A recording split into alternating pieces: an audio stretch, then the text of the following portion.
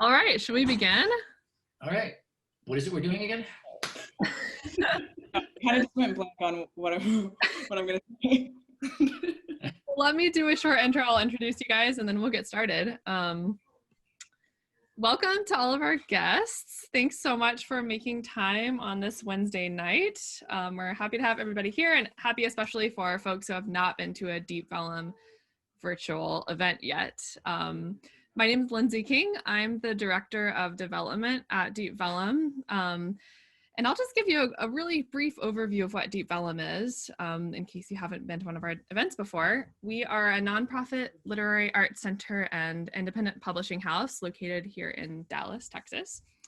We publish books by writers from around the world, so a lot of work in translation, as well as works by writers from the United States who write in English. And we also host lots of events to connect readers and writers. And of course, during this pandemic, we've been doing a lot of really fun virtual events. So thank you guys so much for being here. I will drop our website into the chat, both on Zoom and on Facebook, so that you can see what we do if you want to check out our books or our events. We would love to have you guys read some of the works we publish and of course, come to our events. So to get right into this evening's event, for the last few months, I've been leading a virtual event series entitled Accessibility in the Literary Arts, and we've been inviting writers to talk about how we can make the literary arts more inclusive and supportive for different groups of people. If you want to check out the previous events in these series, you can actually look at our virtual event archive, as we call it, which is a link on our website that shows you all of the videos of our past events, including a couple of events in this series. So tonight we are super delighted to be talking about mental health, and I will just briefly introduce you to our three panelists, and then I'll sort of tell you the framework for this. We're going to spend about 45 minutes or so doing some prepared questions and a panel conversation, and then we'll open up for audience Q&A. So the way that works is you guys can drop questions or comments into the chat box on Zoom or on Facebook. And then in the last 15 minutes or so, I will read through those questions and then it'll be a time for you guys to interact directly with our three awesome writers that we have here tonight. So again, thank you guys so very much for being here and a special welcome to our panelists. I'm really happy to have this great group of writers. So let me do some brief introductions and then we'll learn more about them here in a couple of minutes. So in alphabetical order, we are first joined by Joe Clifford, whose own experience with heroin addiction and homelessness was the subject of his first autobiographical book called Junkie Love. Since releasing that book in 2010, Joe has written multiple crime and thriller stories, and he also works on the publishing side of the literary arts for Gutter Books, as well as doing many other things. His latest book, The Lake House, was just released in September. Second, we have Heather Harper Ellett, who is a Texan native, and she's currently living in Dallas, and she is really the one who's kind of behind this panel, so thanks so much, Heather. Her novel, Ain't Nobody Nobody, is a suspenseful story set in rural Texas, and it was just released last year, so check out her book. She is also a therapist in private practice, and has actually taught creative writing workshops to houseless individuals here in Dallas as well, which may come up tonight. And finally, we have Patricia Smith. Patricia has been writing about mental health issues like depression, eating disorders, addiction, really ever since she started writing. She was born in Los Angeles. She's now based in Nashville. And her novel, Remember, about a young woman dealing with a serious family trauma, was published last year. So thank you all so much for being here. I'm also, just for the audience members, I'm going to drop some links to find the books and the works that these writers do, just in case you want to check out their work. I'm going to drop that into the chat, both on Zoom and on Facebook. So check out their work, buy their books, become devoted readers. So without further ado, I would really love to get into a conversation. As I've started all of these panels, I would really like to just give you guys a few minutes to tell us a little bit more about yourselves, about your writing, maybe what you're working on now. Just give us a little bit more background than what I just gave you all. And I can In fact, I can look at the order you are on my screen. Joe, would you like to begin? Sure.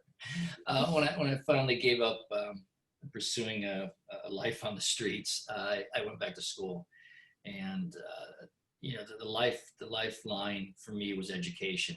You don't get rid of habits; you substitute them. And so, whereas 24/7 have been dedicated to getting high and committing crimes and being a bad person, I now had to turn that around and find something to fill that hole, and I used education. I read incessantly. I wrote all the time. I didn't recognize whether I had a skill at writing or not. I'd played in bands for years.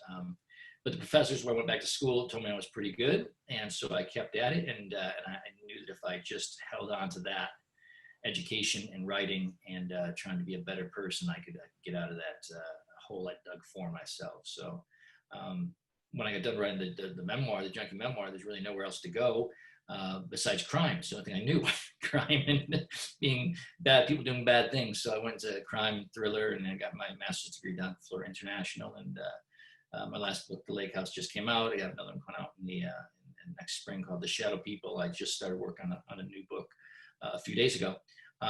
All these books deal with, in one way or another, addiction, mental illness, destitution, sort of outliers of society. Thank you so much. Patricia. Hi guys. I started writing when I was 10 years old, and at that same age, I started to have symptoms of mental illness.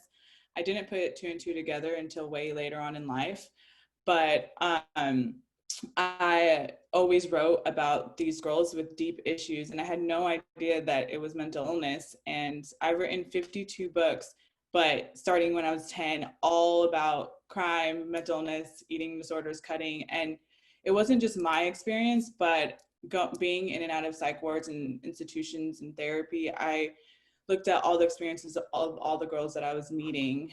And then, I got into drugs and alcohol, and I continued to write. It was just drugs and writing. And then I'm almost 3 years sober now, and I just finished a book, and that book took me 2 years to write, when all my other books, they took a month because I was high writing them. And what I'm doing right now is I have 3 first chapters of 3 different books, and I love all of those chapters. I just don't know which one I'm gonna write a second chapter to. That's where I'm at. And I'm in school in Nashville. You guys are all doing many, many things. Heather. Yeah, I'm Heather Harper Ellett, and my own journey is primarily with anxiety. I was always a pretty anxious kid and kind of a perfectionist kid. Those tend to go hand in hand. And then I started having pretty rough panic attacks in my 20s, which is when a lot of people first get them. And my own journey of self-discovery, trying to figure out what this was, led me to therapy. And then I decided I wanted to be a therapist. And now I am a therapist specializing in anxiety and panic attacks here in Dallas. And I am also a novelist, and I have one book, unlike Joe and Patricia, who have dozens because they're so incredibly prolific. But I'm really interested in the psychology of creativity, and creativity is something that I talk a lot about in clinic, whether you are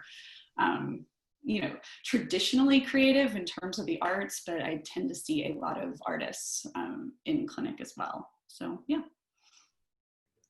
Thank you so much. What's really interesting about all 3 of your experiences is that you all deal with some sort of mental health issues yourselves, or you have a history of it. Do you think that that's particularly common for people who write about mental health? I mean, do you know other writers, for example, who might write about this without having their own mental health issues? I can tell you, I went to a BoucherCon conference once, and I forgot my Prozac. I remember being like, God, is there a better place than a writer's conference to forget your antidepressant? You just turn around to anybody and you're like, hey, and we got extra Prozac. I think the creative mindset just lends itself to some of these, we'll just call them defects, maybe. I think to be creative, you have to open yourself up in a way that maybe other people don't, and that kind of opens a portal that maybe we prefer to keep some demons out of, but they sneak in.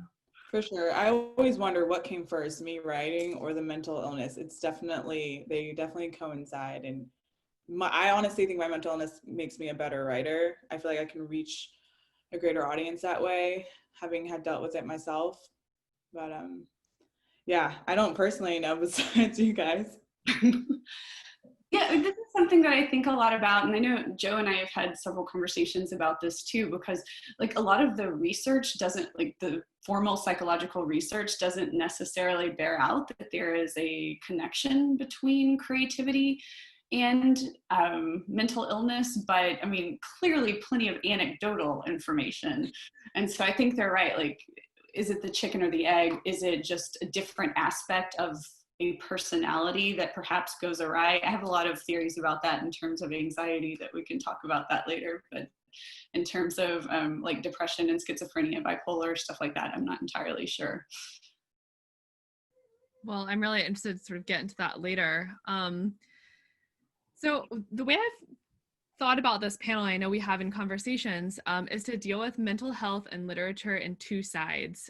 So the first side being how are mental health and mental illness addressed and represented in literature? And the other question is how do writers address mental health concerns in their writing processes and their creative work? So I want to start with the first of those questions and talk a little bit about how mental health and mental illness are addressed and represented in literature. What are some ways you see mental health being fruitfully and creatively discussed in literary works? Do you want to call? I don't want to be, this is my biggest fear with these things, that I talk too much. So if you want to just say like, I can answer any of this. I just don't want to be the guy that's like, just keeps talking. And then I'll be like, oh man, he was that guy that wouldn't shut up. You want to, and then mansplain, and I don't want any of that. So if you want me to answer, just like maybe point and I can tell you what I think. I have the same fear. Like that's where I am too, because I could talk all day about this stuff, but yeah, I don't want to interrupt anyone. Well, Heather, again. Talk more. Do you want to mansplain us, Joe? Yeah. I named my son Holden. So if I'm talking about a book that talks about one of my favorite, Catcher in the Rye, dealing with mental illness and the way that Salinger does that. I mean, it's the book I read repeatedly over and over again. The book I read the second most is probably Wuthering Heights, which is, once again, it's another book that deals with a form of mental illness. I mean, Heathcliff is clearly something's not right with the man. But I think most of your books where everybody's fine are kind of boring. I don't know if you can write them. I don't know if you want to read them. I don't know if they exist. I mean, generally, you're talking about flaws and character defects, and that's what propels, fiction or literature. And certainly in the case, things that I read, I've always been drawn to those things, from Jim Thompson to Patricia Smith to the current batch of just amazing female mystery writers now, Gillian Flynn and Paula Hawkins and Mary Kupka, and those kind of writers. And I'm really interested in like the way that people characterize what mental illness actually is, because I tend to take this more holistic approach. And while, yes, I do believe there is true mental illness, but as we all know, it exists on a spectrum, right? And so I'm really interested in where we start to cross the line into quirks, but more into mental illness. There's a book, the Drive Your Plow Over the Bones of the Dead by Olga Tokarczuk, and I think it won some big prize this year for translation, but it was actually published 10 years ago. And I mean, it is the perfect example of, is this person psychotic or is this person passionate? And I mean, you have true examples in literature of where you've got psychotic characters as the main character, like The Dinner by Herman Koch. But my interest is more, where do we start to these normal human behaviors or normal human personality tendencies go into pathology? Patricia?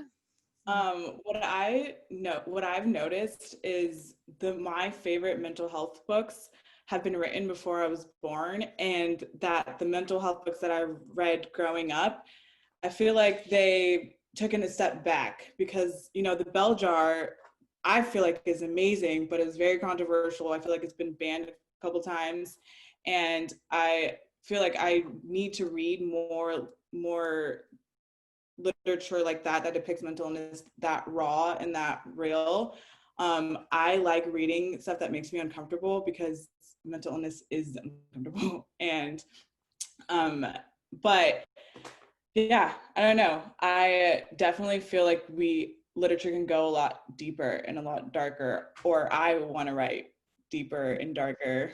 However, I haven't read every single book in the world, so there's definitely some work out there that I haven't read yet that I do know definitely goes there.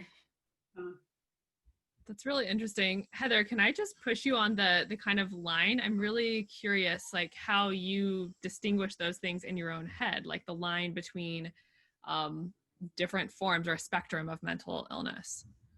Well, and I don't know that entirely. I mean, because it's not something you can just measure. You can't just go out and get some sort of blood test.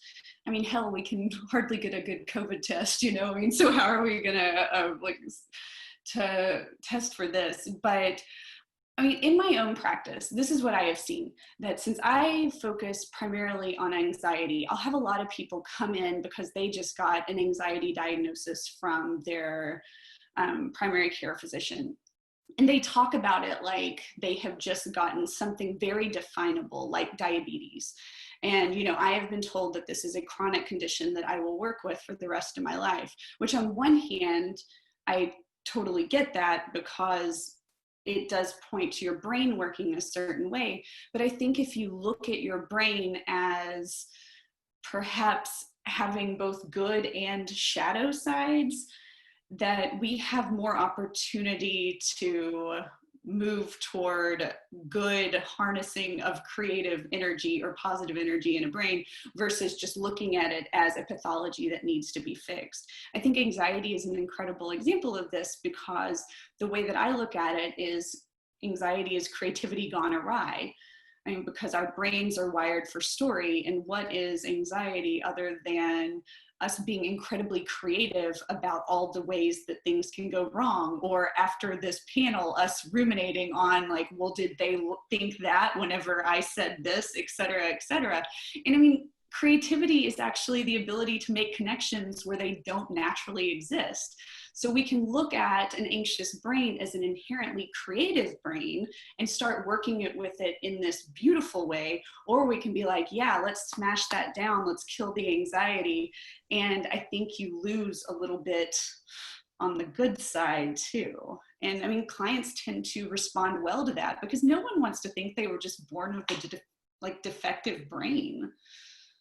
And I hope that doesn't sound like I'm minimizing like the pain people have gone through, because like I said, I've like been through my own hellish anxiety.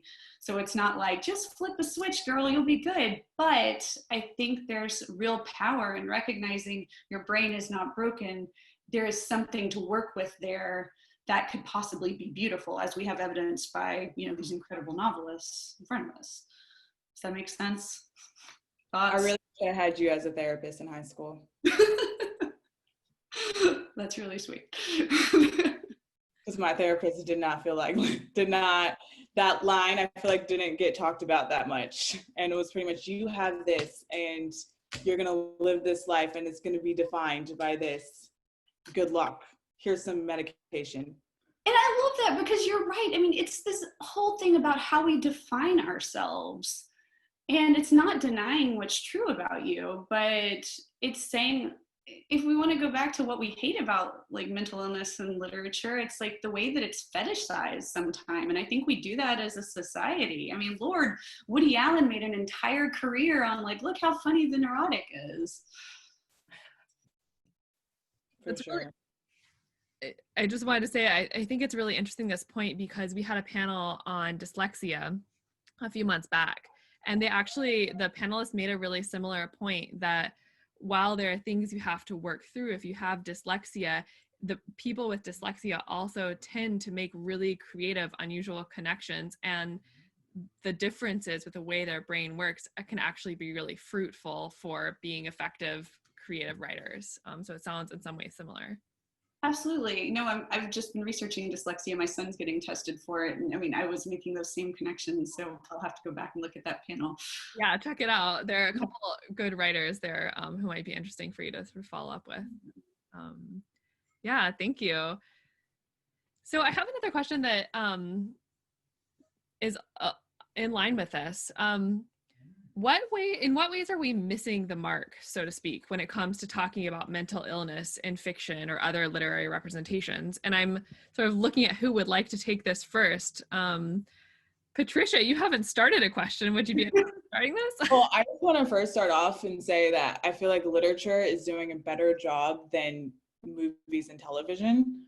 I've seen movies and television miss the mark a lot.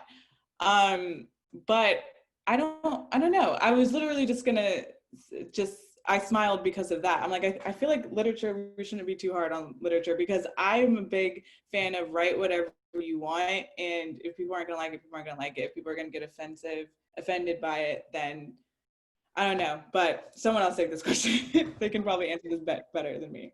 Where do you think it gets it wrong in movies and TV? Well, I wasn't gonna name names. Oh, okay. Yeah, we don't want to be I'll name names.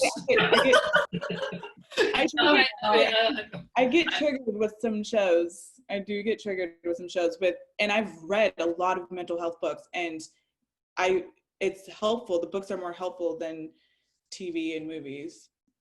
TV and movies just makes me, anyway, yeah. Could I maybe turn the question around? What do you find helpful in literature that you don't find in TV and movies? Well, I guess you get to see inside the mind of the protagonist. Like, you get to see inside the mind of the mental, so I can relate better. And I feel like in TV, you don't really, it's just actions, And so I don't feel like you get to really know the character just as much as you know the character in reading. That's really fascinating. Joe or Heather, any thoughts on this? I mean, what bugs me and about the depiction of mental illness is things like where OCD, you just have a character and he's really neat. It's like, I mean, I have OCD and it's not. I'm neater than my wife, but that's not really what I would define the condition. It's it can be as extreme where you have violent, disturbing thoughts that you would never share with anybody popping into your head about things you can't share with it, like just completely happenstance, random firing, madness, and you learn how to deal with it and kind of cope with it, and it just becomes part of who you are. But it's not this really cute thing where like, oh, my toothbrushes all have to line up. Like, OCD sucks, and it's one of just litany of things I've been diagnosed with. But yeah, it's that kind of depiction that this sort of bugs me. Monk, Monk on USA, the TV show where Tony Schlapp or whatever his name was just like, oh, he's got OCD, but he's a great detective because he pays attention to detail. So that's sort of. And I'll just add on, I don't feel like I see enough mental illness of functioning people. I feel like I see a lot of like they're debilitating, they're depressed, they don't get out of bed, cutting themselves, eating disorder. I see a lot of that, but I don't see a lot of like, has a lot of friends, always smiling, the funniest one, really popular, like dresses nice. I don't see that, but inside they want to die. I don't feel like I see that a lot. Yeah, which I mean is typically, the way it works. Most people who have mental illness are functioning pretty well in some area of their life. Of course, everything exists on extremes, but one of the things, just another good example of where I feel like they got it right is in 6 Feet Under. Remember the character Billy, who was bipolar? I believe that was his diagnosis. But he was such an integral part of the family, and he definitely had his dark moments, but he also gave me the line that I think, I quote it all the time because I think it's beautiful, but he said, it's so hard to get better with someone watching. And just how difficult it can be to work on yourself in a family context. And so I feel, yeah, there are a lot of good examples out there too. I'm with you. That's really fascinating. And I don't think that I'd quite thought about that line between film and TV and literature, and this idea even of, like you said, Patricia, like getting in someone's mind. You can really have an internal dialogue that you can't you can have an internal dialogue in literature that you can't have in other media, which is really fascinating. So I want to sort of push you guys for recommendations. Other than the three writers here, what other writers are doing this well, or who might you recommend for dealing with these issues? Oh. Well, I just read, oh, sorry, go ahead. Do I have to say new books? Because I know some books I've read growing up that personally helped me. I'm a young adult fan, and I see young adults. And so maybe Laurie House Anderson, all of her books, Jodi Picoult, but they're not crime so much. So I don't know if I have to stick to my genre, but oh no, please, any era, any genre. Yeah, Kathleen Glasgow, like Ellen Hopkins, like I feel like to me they're classics. For sure. But yeah, okay. Well, that's a hard one. I mean, because I don't have, I guess I don't pick up books and think like, yes, this is my mental illness read of the day. So it feels like it's typically tangential. I mean, I read, I guess a few months ago, My Year of Rest and Relaxation by Ottessa Moshfegh, and it's just basically about a woman who is incredibly depressed. And so she tries to sleep for a year by getting prescribed a bunch of pills by a terrible psychiatrist. And I thought that had a lot of really interesting just perspectives on grief and depression. But I'm a huge fan of, A Visit from the Goon Squad, Jennifer Egan, and Jennifer Egan, of course, I'm a super fan. So her brother was schizophrenic and he killed himself. And the way that she just tangentially addresses mental illness in A Visit from the Goon Squad, I feel like is just spot on. And I always would rather someone kind of skirt around it. I guess Patricia and I are opposite in that way. I kind of like this 360 distant view to where I can kind of put my own spin on what's actually happening. But she talks about her relationship with her brother Graham, and that she is one of the most famous writers of our generation. And he said that he had to medicate away all of the stories that he has in his head, but she got celebrated for all of the stories in her head. And I feel like that kind of guilt resonates throughout A Visit from the Goon Squad. And also she made a comment that she had a bipolar schizophrenic character in there, and she got to give him a good ending. And this was before her brother died, but I thought that was really interesting that she was trying to write her own ending for her brother, who he had a pretty dark diagnosis. So that was interesting to me. Yeah, that's really interesting. Waiting. If we're talking about addiction memoirs, Jerry Stahl's Permanent Midnight and Mary Carr's Lit are probably my two favorite genre. But as far as depiction of mental illness in a recent book, I thought Girl on the Train was fantastic. I mean, combining pop culture with a really accurate portrait of what alcoholism is like. I've been when you're an addict, you tend to have grown up around addicts. It gets passed on, kind of like the sickness that it is, and there are hallmarks to the condition. And I thought Paula Hawkins really captured that feeling of so worthless, I'm not worth fixing, which is how the cycle perpetuates itself.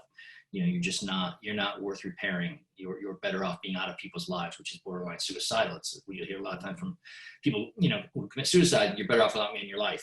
But when you feel that low and that dejected and that hopeless, that's the place you go. And I thought, and for Hawkins to do that in a novel that was so entertaining and so page turning and such a pop culture thriller was particularly deft touch. Can I add something to what Joe just said? And I'm about to embarrass you, but I did I finished Junkie Love, his book, which was incredible. And one of the things that I found really interesting about it is that, you're reading this memoir about addiction and mental illness. And since I know Joe now and known him for almost exactly a year, it was so fascinating to read about this character and see him just going through absolute hell and have almost like the opposite of like negative foreshadowing. It was like positive foreshadowing, because I knew that what this character was going through, he was going to end up okay in the end, because I know him and he's got this beautiful family now, and you know, like he's fun. And it was the most fascinating read to watch someone suffer so much, and then you just wanted to kind of shake the page and be like, oh buddy, you're going to end up okay though. I'd never read anything like that before.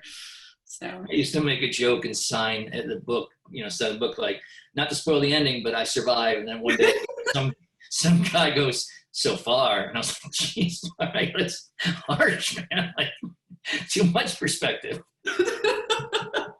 You've got to sign all books like that. Wow. I kind of like this point that I think you made, Heather, but you guys have all talked about a little bit, is that we're pigeonholing books by saying they're mental health books or mental illness books. There are so many books that fall into different genres and categories that deal with these issues. And I think it's a really interesting point to make, that we also want to be careful not to just say like, this is my book that deals with this issue and that's all the book is. I think that's a really fascinating point. Yeah, I had no idea that I wrote books about mental illness. Like the fact that I'm here, I'm like, this is so crazy that I write books like this. I just wrote like about like what I know, and I would have never thought of it as being a thing. Like, this is a mental health book. I don't feel like that's a lot of pressure. Yeah, God, yeah. Save No, some. I'll embarrass Patricia now, because I just finished her book yesterday, and the thing that I took away from Remember the most, and you know, I don't know what's blurred and what's fiction and what's real, but you know, is the infusion of hope. You know, to just have a narrative where everything's sad and dark and miserable. You need that little bit of light, and to do it as a writer and have just enough that it's not hokey, it's not corny, but it gives you a feeling like it lifts you up in a way that keeps you going on. Because that's what we do with art. Really, it's a conversation with an audience, and you're trying to convey what's inside of you. You know, universal, unique, universal. That's the magic formula. And when a book speaks to you, maybe it's speaking to someone who's gone through some episodes with cutting or addiction, or just your garden variety panic attacks, which however you want to define it. But when you read something that resonates and you realize you're not alone, I mean, that's the power of art, and that's the power of literature. And it's a beautiful moment to realize that, yeah, there's somebody else out there screwed up as I am, and they're going, so maybe I'll make it another day. Yeah. I was just going to ask Patricia, actually, if you've ever had readers approach you and say that they found your books to be of support or provide hope for them. How's that? I'm curious. Yes. In Arizona, I was at a book signing, and it was mostly people that I know. Like, I'm a debut author, like only like my friends are coming to sign the books. But there was these two people that I haven't seen before, and the person I was working was like, "Are these your friends?" I'm like, "No, they are. They have my book in their hand."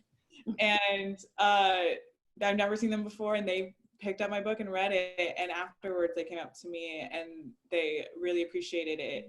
Also, I didn't really think about all the different themes that are in Remember, like addiction. I never thought Portia was an alcoholic, because while I was writing it, I was a real alcoholic. So I'm like, my character did not drink as much as I did. So the fact that people were like, you know, her alcoholism, like, her what? And it's just good to see like other people's perspective and how it actually, like, that's not even how I intended that book to help someone, and it did. So it's honestly why I write books like this, is just to help others, or at least be some sort of support, and to know people that they're not alone. Sounds like you're effective at doing that. I try. So I know, Heather, you already touched on this next question that I have, but I'm curious to follow up on it. And this is turning a little bit more to how mental health questions and mental illness shape and affect the writing process of what writers do. I'm curious if you guys can talk about how mental health, mental illness plays a role for writers who have mental health issues. And again, Heather, I know you touched on this, so maybe Joe, can I turn to you to guess off? Yeah, I tell this often, but the hardest, you know, I wrote a series, the Jade Porter thriller series, and I based Jay Porter very much on myself. He's also based on my brother who passed a few years ago, who drank himself to death. But a lot of Jay's attitudes are based on my attitudes, and a lot of his anxieties. Point is that the comment I got most often was, "God, that guy's an asshole." I thought I was making him endearing because he's got all these little quirks and traits. But then you realize through the eyes of other people, then of course, talk about later on, you're like, God, I talk too much. Like you're thinking like, holy shit, people think I'm an asshole, because there's assholes everywhere. Perhaps I'm one of them. So yeah, that's certainly a concern of tying your particular idiosyncrasies into a character's life. There's not a separation of where you end and they begin sometimes. And of course, as artists, we do take criticism a little bit harsher, I think, than most people. Not supposed to read your reviews. I read all my reviews. To Dan out there who liked his belt and hated my book. No, so it's hard to make that separation, but you have to do it. I cannot. I'm not having that reaction about you right now. So, Patricia, I'm sorry. Oh, I can't read reviews. Someone else read a review to me and I lost it. It was a 4-star review, but just wasn't 5-star. And they said it was a middle of the road read for me. And I'm like, never writing again. I'm a failure. Can't do it. That's why I cannot do reviews. But I think that's a really good point. I mean, because as much as writers get a bad rap for being, quote, mentally ill or off our rockers, I mean, we have to deal with a whole lot of shit. I mean, first of all, just the rejection. I mean, I think, Joe, you told me recently that it's less than 1% chance of getting published traditionally, and also less than 1% chance of getting off of heroin, And I mean, which is serious. You did both. But God, I mean, we have to be a little bit off our rocker to want to put ourselves in this position, but also we have to be incredibly strong to be able to do it to begin with. Because yeah. I mean, when my friends complain about being a writer, I send them a picture of a coal miner. It's I get it's hard. It is, but it is hard what we do, right? I mean, it's. Would you rather have any other life, right? I mean, this is why we do it. I mean, writing is. Yeah, it comes along like anything. A bunch of stuff comes along with it, and it's all this, like you said, Woody Allen made a career out of the neuroses, and he made it look fun. But there's plenty of days when this isn't fun. Yeah, I mean, I didn't choose to be a writer. I feel like if I chose my profession, I would have been a rock star or a musician or a model or something. I am a writer, and it's just in my blood. It's my lifeblood to write, no matter what. If people read it or not. I mean, I wrote from 10 years old to 26, 52 books. No one's ever read those 52 books, and I hope no one does. And it's just because I literally love writing. So it's who I am. Wow. That's very telling. Do you guys feel like struggling with some of these issues changes the way you work as a writer, even on a day-to-day basis? I mean, the perfectionism, because I think that's I've always been a perfectionist, and I'm pleased to say I'm not one of those, I'm not trying to do it in one of those job interview kind of ways, what's your biggest negativity? Oh, I'm a perfectionist. I don't mean it like that. I wish I didn't have it, because it makes me the slowest, most impossible writer, because nothing is ever good enough. I mean, on one hand, it's great that I have an eye for quality, whatever that means, but I haven't written 56 books. Joe puts out 2 books a year. Okay, well, I will say that I've written those 52 books because I was in a lot of pain and I was really high. And I will say I'm almost 3 years sober now, and in the last 2 years, I've only written 1 book, and it took 2 years, and I'm really hard on myself about that, because I used to be able to write books and have them out in months. And this is taking me so long. And I'm a completely different woman today. And I'm relearning how to write as a sober individual, because it's not as fast and thrilling as it was before. Now it's it's work. I'm doing it. Like, I'm here for it completely. I don't know. What is it changing for you? I mean, like, do you find yourself being more of a perfectionist, or do you feel like now you understand character development, or like, are you about review? Okay, definitely. I will say I used to think that I can't write high, but I do know that that I can't write sober. But I do know that's no longer the issue. The issue is me and my insecurity. Okay. I'm in my heart, in my soul, I'm an insecure writer. I think all my work is trash. And so that's why I have 3 different chapters because I don't like any of them. I think they're all boring. And so I think I'm just super hard on myself. And I think it's just a lot of extra work to just believe in myself. Also, I like validation. So if I don't have people telling me, you're great, you're amazing, this is awesome all the time, then like it's hard for me to do it. But like I said, I don't want to be like, I'm learning. Like I want to be able to write like I did when I was high. Like I want to be able to put out, maybe a month is absurd, but I would like to I would like to be able to not take 2 years to write 1 book, because I have a goal to have 80 books by the time I die, and those 2 years is not going to make that happen. So that's that. Yeah, but I think you're pointing to something. I mean, because this like validation, because I think a lot of us wrote our first books in a community setting, whether it was a workshop setting or, showing it to a best friend or something like that. And I mean, God, it's so lonely to sit down and do it. And yet we need community at the same time. So how do you do that if you're not ready to share your work? Yeah, I know. Those workshops I can never do. I don't know why. I can never go to a writing class. I want to. I just feel way like they don't write like me, so I'm gonna instantly think that they're better than me just because our writing styles are really different, and so it's hard for me, but I'm getting there. Wow. So these comments are actually a really good segue to the last question I want to ask, and then I want to open it up for anyone in the audience who has questions. So if you guys have questions, feel free to type them in.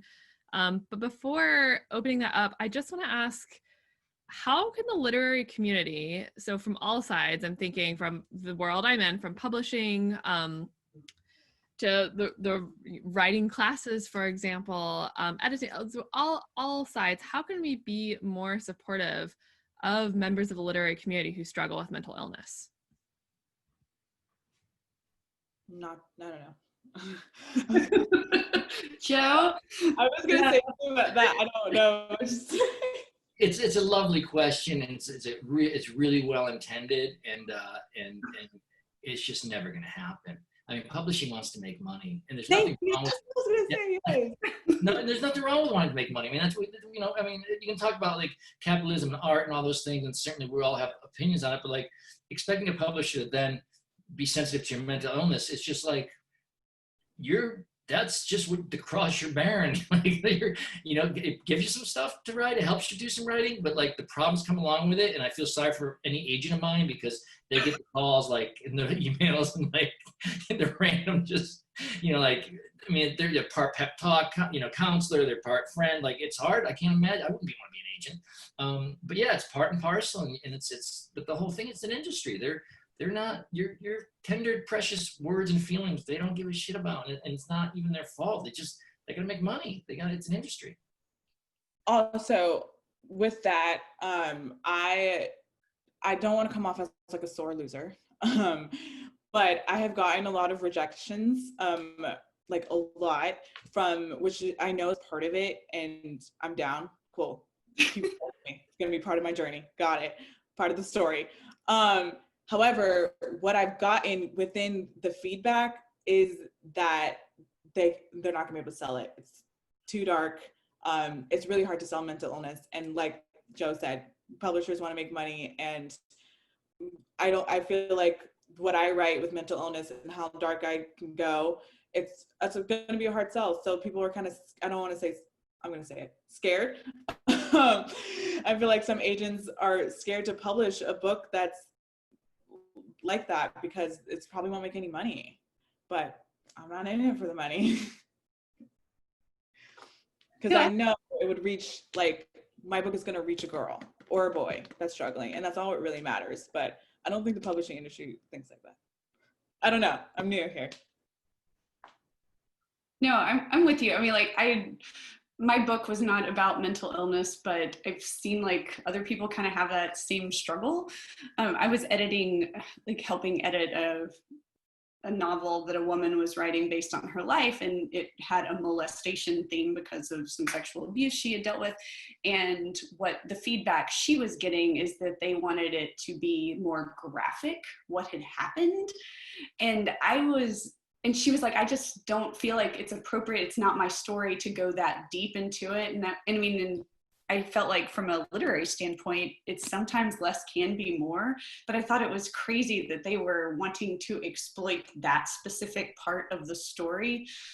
And again, to possibly make money, because then it becomes more traumatic. I guess it depends on whose hands you get into and what vision they see for, yes, making money. Are we cynical? Is that what we're putting? Are we just mad because we're not best? Last time I tried to pay my mortgage with compliments and platitudes, they didn't accept it. They wanted cash. So like that's just the world we live in. Like they want money, you get money for bills, and no, I mean that's a grim reality of trying to make it as an artist. Like, you know. Yeah, I get it. Yeah, but yeah, cynical and artist can't go hand in hand. Well, cynical or not, these are really useful comments, and I'm so appreciative. So we have a few questions coming in here. First question is, and this is really interesting for this particular event, do most of you feel more comfortable putting your thoughts on the page rather than speaking about it face-to-face with large groups of people? Oh, yeah. Oh, yeah. Oh, yeah. Oh, yeah. Oh, yeah. Any answers why that's the case? I mean, I like having these conversations. I mean, I like having the conversation, but like giving a speech about like, yes, literature and mental illness or my thoughts on mental illness does seem quite daunting, because you can't really read the room and give more context if someone didn't quite get the comment. I just feel like I'm a better writer than I am a talker. I say and like a lot, and so I feel like I can come off like ditzy or whatever, and like, or I also make a lot of jokes when it comes to mental illness, and some people probably won't take it that well, and so I just feel like it's just better to just put my words on paper. Really? You can edit your words easier, I think, than just live talking. I mean, I've been doing this, the panel, talk circuit, whatever you call it, since I started publishing, and I hope I've gotten better at it, but I wouldn't say it's ever gotten, a more preferable mode of communication than writing. Writing's just, it's I can say more and then be more succinct and clearer, and it's easier, and there's no people around, and I feel less judged. Except, like Patricia was saying, there's one of the addict things that goes along with writers hand in hand is the piece of shit at the center of the universe. So I go from waxing in between I'm a great writer, I'm worthless, I'm a great human being, I'm terrible. Like there's no balance of like, maybe I'm just a human being doing the best I can. It's always one or the other, and writing, I think you have a little more control over that dynamic. Yeah. So another question, there's a stereotype of the tortured artist whose work leads into their life. How do you write about mental illness and people at their lowest points while still maintaining healthy coping mechanisms and without letting it completely consume you? It's hard. I wish my wife were here because I could call her and she can answer the question, but I could. I feel like I'm all over the place with that. Like, I sometimes feel like when I'm writing and I'm like on a roll with writing, I don't know if I'm eating 3 times a day that day, or I don't know. It's hard to find that balance. But I'm also fresh off of being like a normal person, so I don't know. I feel like I'm biased because right now it's definitely bleeding through. It's hard for me. Gillian Flynn had a great anecdote when she was writing Gone Girl. She was coming downstairs and taking it out on her husband and kind of acting a little bit too much like Amy. So she had to leave herself a note, leave the darkness upstairs. And there's plenty of times I've had to remind myself, not that I'm in the same league as somebody like Gillian Flynn, who's probably the best right now writing. But yeah, where my wife has said, you're acting like Jake Porter. Once again, not particularly nice, because you get into that headspace and you get even darker and deeper. So yeah, and my characters have kind of the same type of, they're into the same things that I'm into. We're not the same, obviously, but like there's a lot of similarities, and so I can act like my characters. I do. Yeah, I feel like, in my book there was a character who died, and I like mourned him like a family member, to the point where it was ridiculous, but it also felt a little heavier because I felt like I had done it, like I had murdered someone in some way, which you can't talk about that with anyone but writers, because then there's like, that's crazy, but it's like, yeah, you're like a little god, and so there's guilt that comes if things don't go how you would choose necessarily. But do y'all buy into, one of the things I've gotten a little, I don't know, wary of is this idea of the tortured artist, because I do feel like we talked about before, that it can be fetishized a little bit.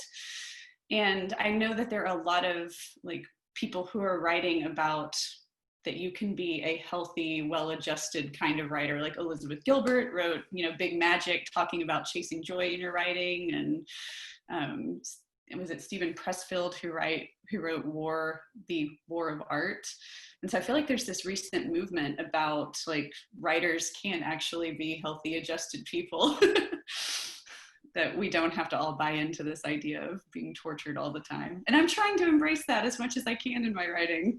Yeah, I love being the tortured writer, but my goal is to be like a wife with 5 kids that, have goats, the healthy stay-at-home writer, that works out, yoga.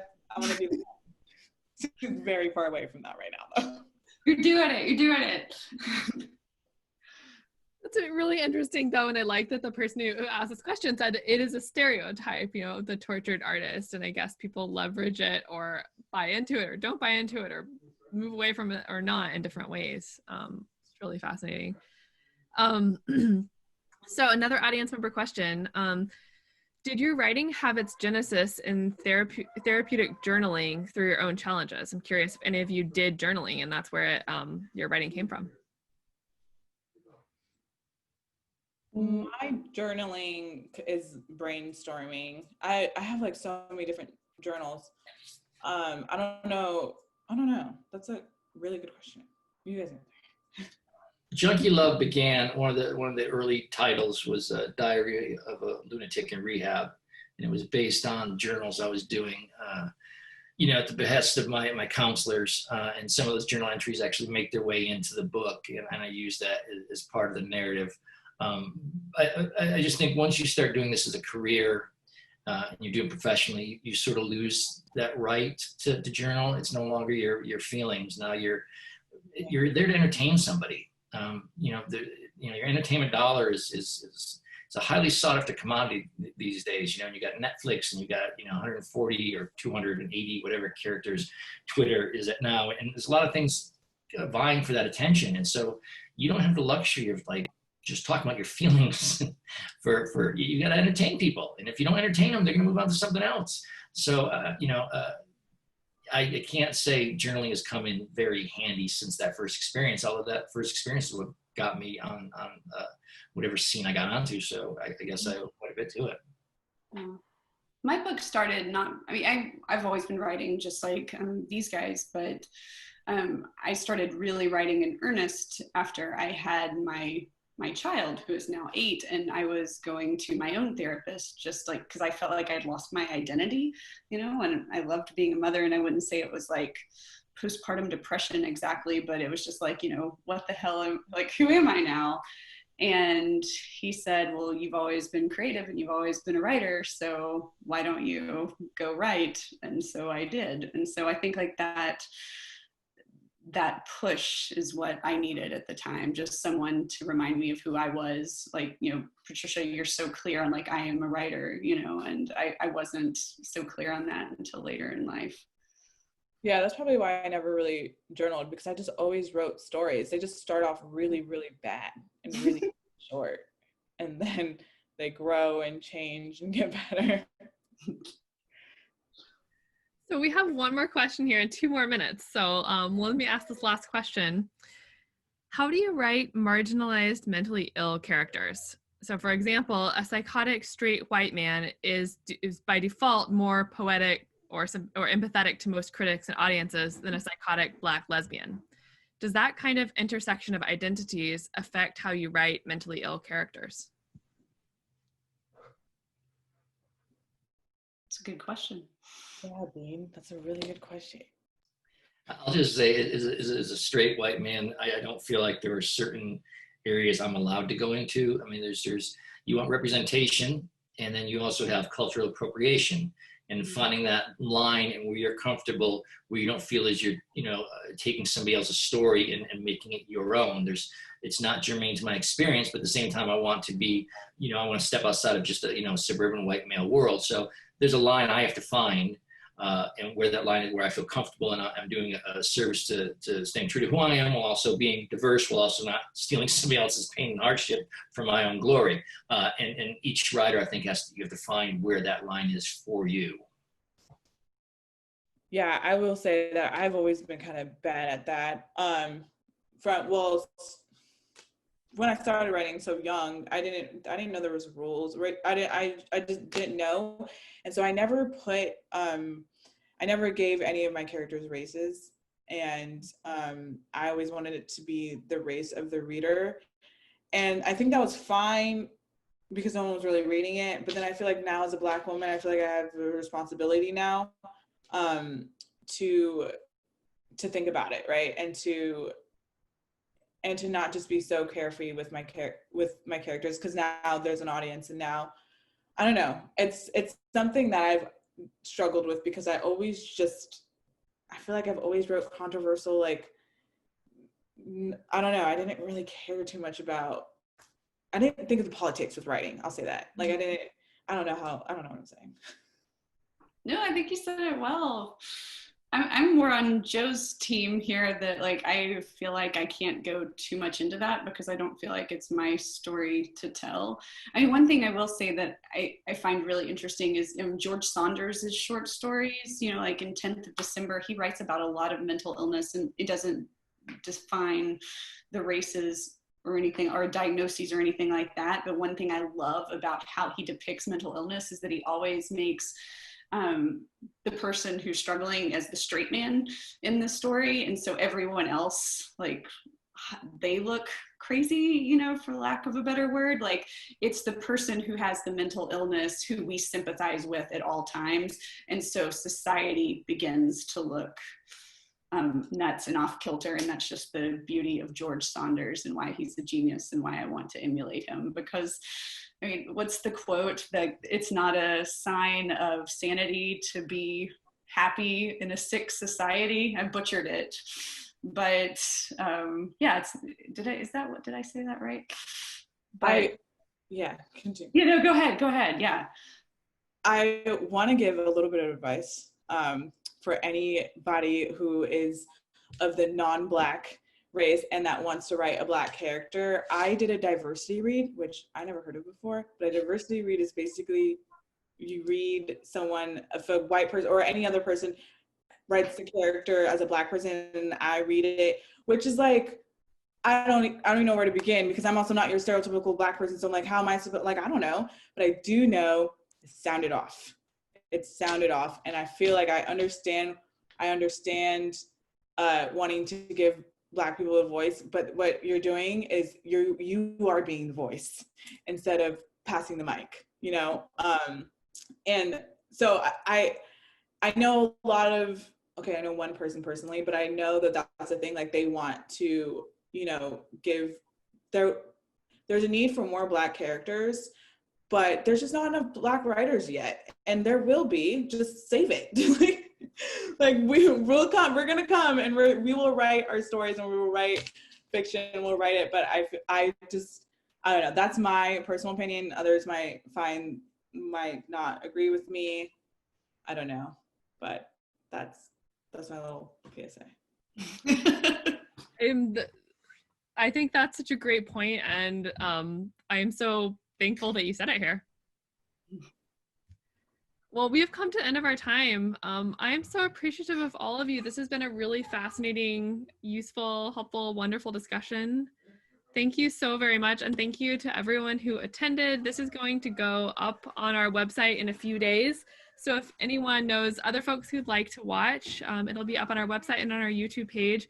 Thank you all so much for being wonderful panelists and sharing your insight and getting in front of an audience and talking instead of just writing.